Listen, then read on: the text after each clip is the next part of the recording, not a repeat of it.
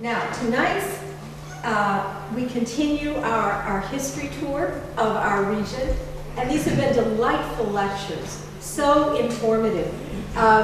You know, we sometimes, just like when we travel, we think we have to go far, far away to find special places, and then we realize that we have treasures in our own community and in the communities that border us. And that has been the case with our lectures this season, as we've looked at Rochester, at Birmingham, and tonight at the delightful community of Pummychug. And we have the privilege tonight of having the curator of the Clawson Museum, who is a good friend, Melody Nichols. Melody lives regionally in Royal Oak. She is a graduate from Oakland University, so she is like myself, a homegrown person here in our community. She has a Bachelor of Arts in History, has taught at a high school level, history, government, and English. She also she and I share a similar love of wildlife and animals. She actually has worked with the group I know personally, the folks who run the Organization for Bat Conservation. Anybody who does my bat programs with school kids is aces with me. And so would you please join me in, oh, and I want to say before, she is also a published author, like myself. She has written two versions of the history of Pummychug, one for grown-ups and one for young people. And if you're looking for something cool to put in an Easter basket this year, if somebody has a birthday, if you just want to take home a bit of Pummychug with you, she does have copies of the two books tonight.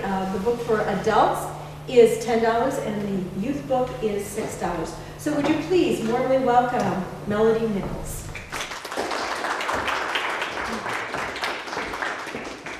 Wow, thank you. That was a really nice introduction. I hope I live up to it.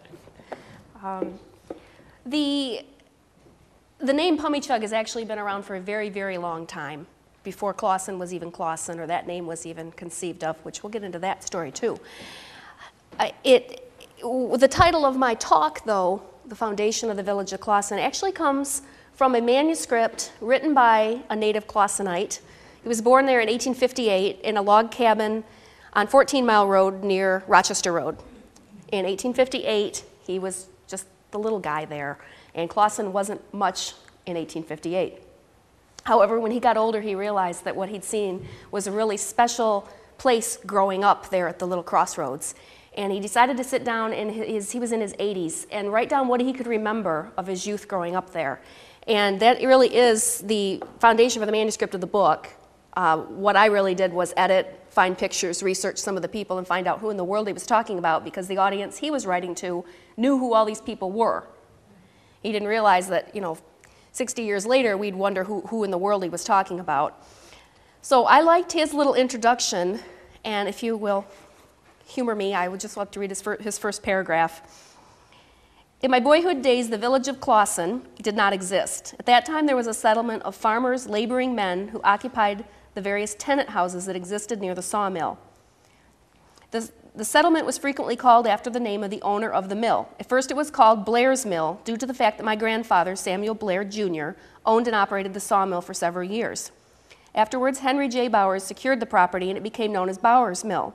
But the name that clung to it through thick and thin was Pummychug.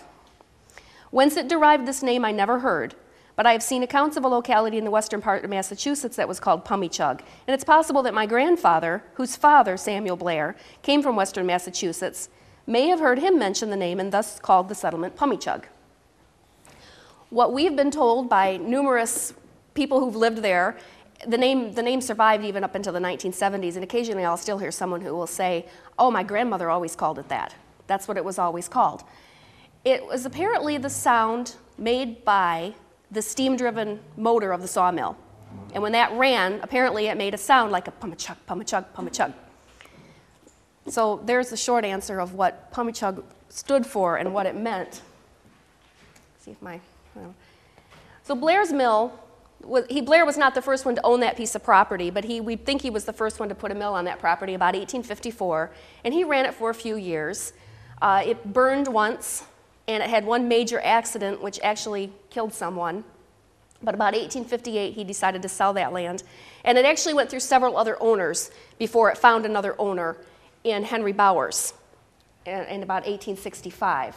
And the mill in this picture is not the original mill. This is the second or third variation. This picture is right about 1900. So eventually they used up all the lumber, and they went on to make it a mill for other things. They made grain cradles and converted the mill. And there's a picture on the left is Samuel and his wife, Edilda was her name, and they had, I believe, 4 sons and 4 daughters. They had a whole bunch of children. I'd have to look at the picture to count. I can't even remember. And then one of the sons, Henry, and his wife are there on the right-hand side, and that couple is the parents of Morris Blair, who wrote the manuscript. So he was very tied into the history of Clawson going all the way back. This is Henry Bowers. He's the one who gave the name Bowers Mill. I included his picture. Not only is he a handsome-looking man, but he had an interesting story. He was orphaned at the age of 9. He immigrated from Germany. By the age of 15, he was a sailor on the Great Lakes. And we don't know how many years he did that, but it became legendary in his family, and a lot of his family actually thought that he was a sea captain. But he really wasn't. He just was a sailor. After that, he worked on the railroad for a while, and then about 1865, he shows up in Clawson and he purchases the mill. And he becomes really an outstanding character in the town, in the village. This is his home. This picture is about 1890. The house is no longer there, but you can see in the foreground the tracks of the Interurban running right in front of his house. So and they're all sitting out there on a sunny afternoon, I guess, waiting for the train to go by. I don't know.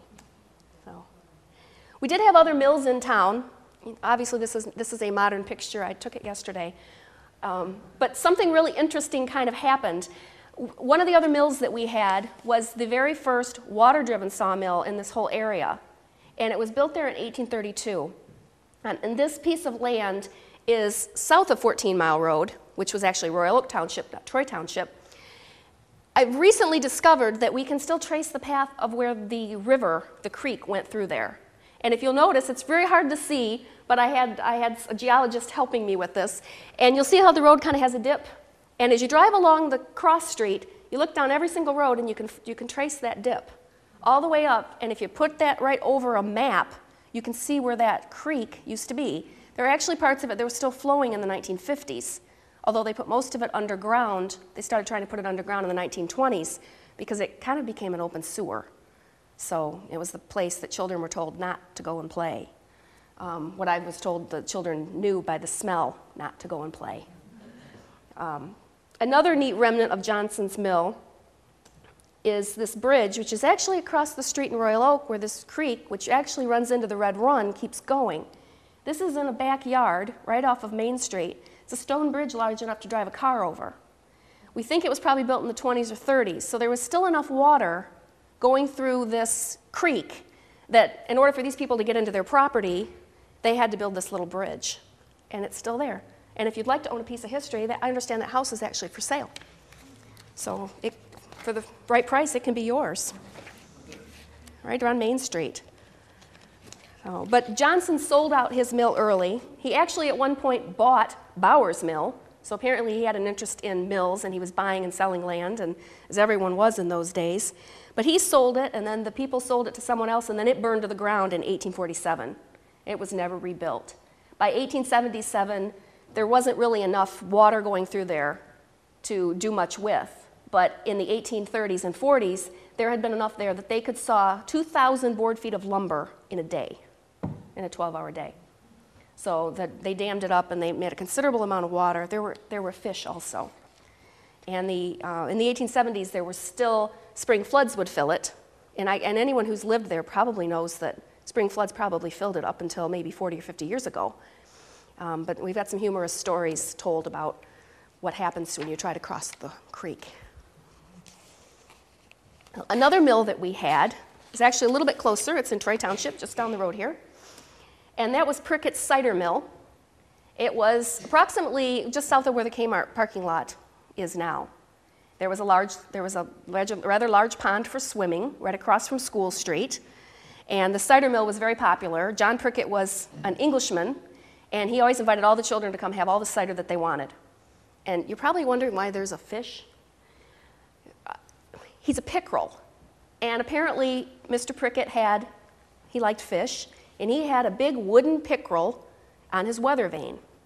I actually have found a picture of an antique painted weather vane that's a pickerel. However, I couldn't get permission to use it. So there's my fish. He's a poor substitute. But I wanted to include the fish. We have one very, very poor photograph of the house. The land was later sold to a family named the Most family.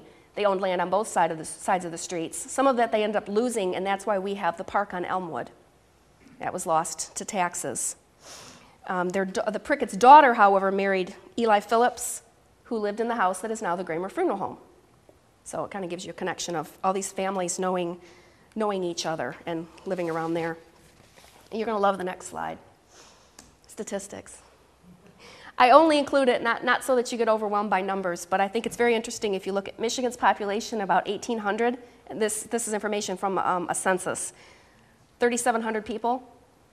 Of course, there was no one in Clawson in 1800. It wasn't really settled until 1823. And by 1900, Clawson has almost 3,000 people, the number that the whole state had only 100 years before.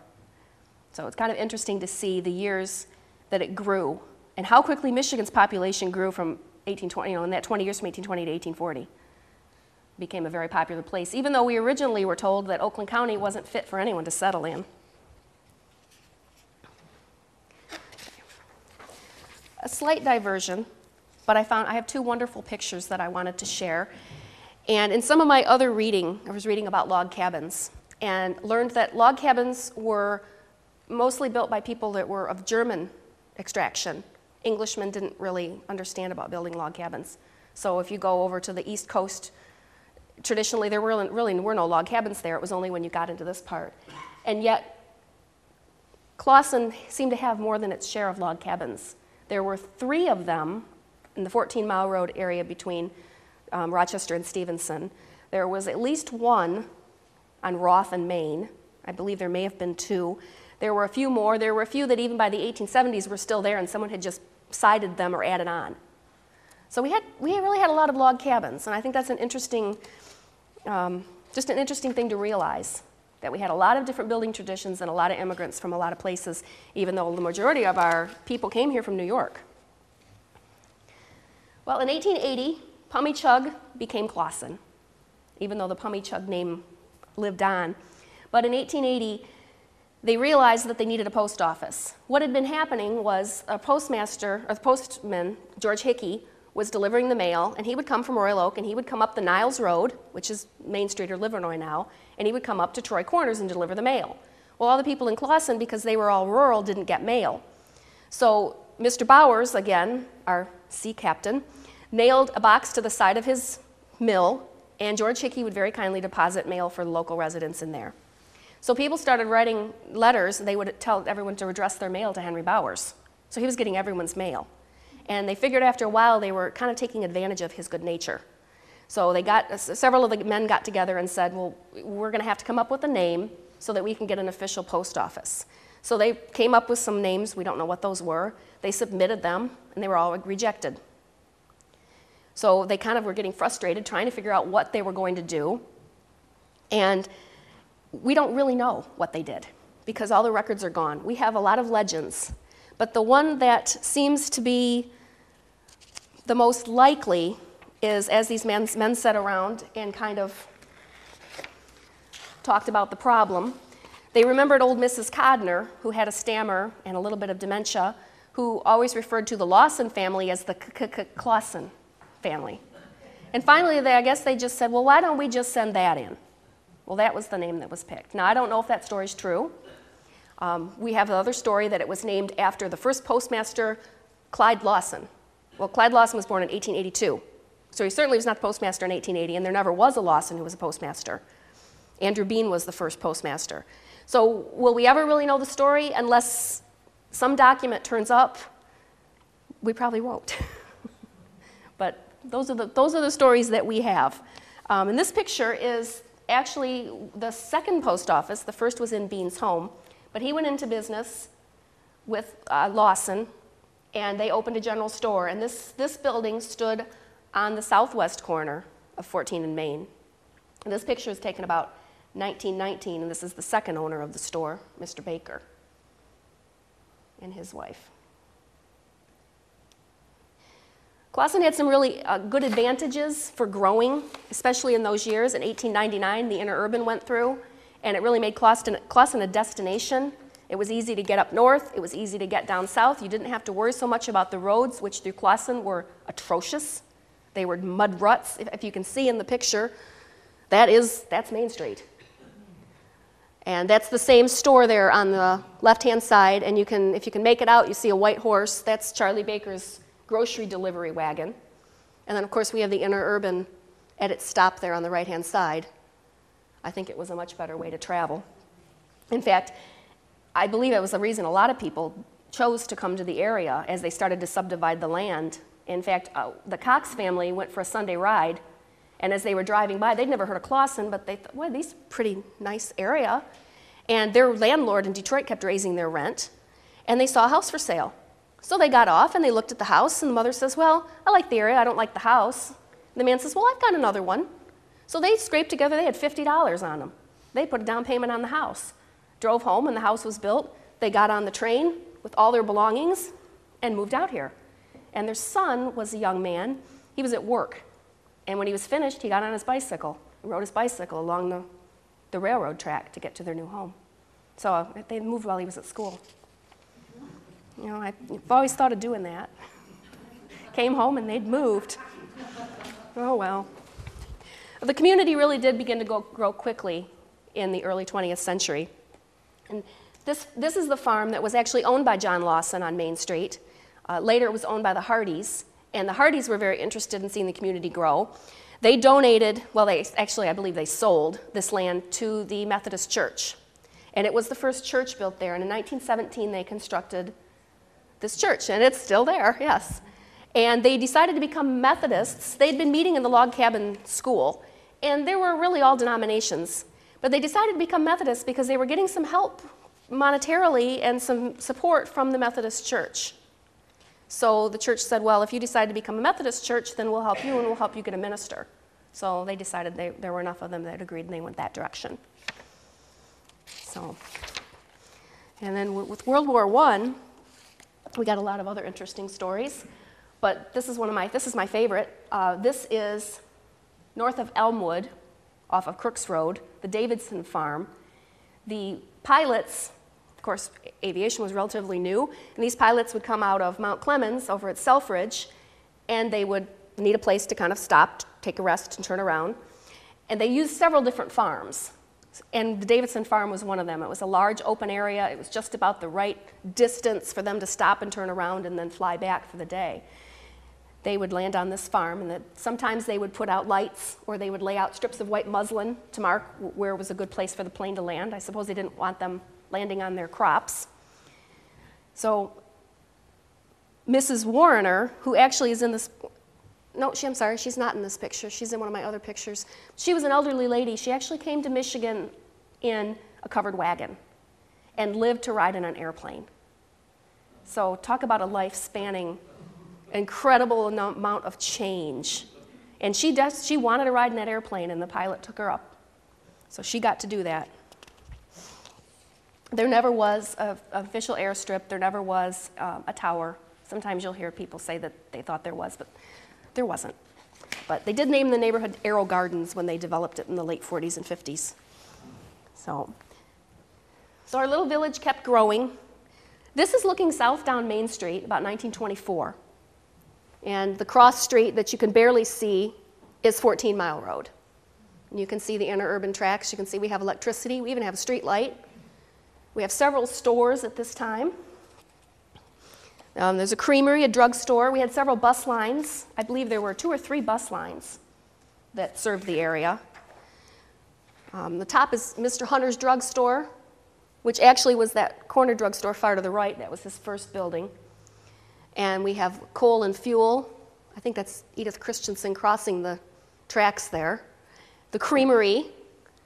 Sorry you can't see that picture very well, but there's actually a cat in the creamery. I don't know if he was to keep rats out or they just didn't have stringent health standards. By that time in the early 20s, though, he also had a movie theater. It was called the Lincoln Theater. It burned. You always hear about theaters burning. This one burned, and ironically, they used the bricks to construct a fire station. Kind of a little late. Not sure, but there's, you know. So as they grow in the 20th century, obviously we need to make improvements, and Clawson was very big on making improvements. They really wanted this to be a 20th century city. They wanted it to have all the amenities that you would have and yet still have a country feel. So this is one of their road paving projects. They actually widened 14 Mile in 1928, and they started paving. And what you're looking at is looking north on Main Street.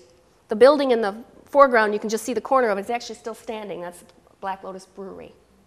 So it's still there. It was constructed then. And you can see the Methodist Church on the left. And if you have really good eyes and know where to look, you see two double peaks. There's our museum.